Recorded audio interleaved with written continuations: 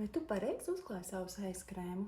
Droši vien, ka jā, bet uzklausi arī manus ieteikumus. Pirmā svarīgā lieta – sejas krēms jāuzklāj uz attīrītas sejas.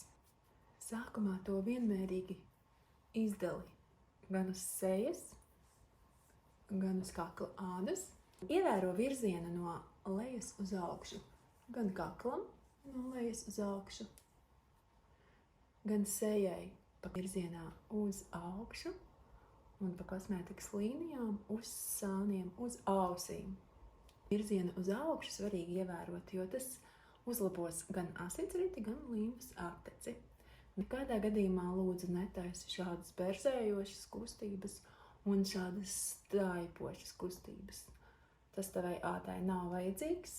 Un beigās, ja jūti, ka sejas krēms vēl nav uzsūcies, var šādām vieglām pliķējošām kustībām vēl pamasēt.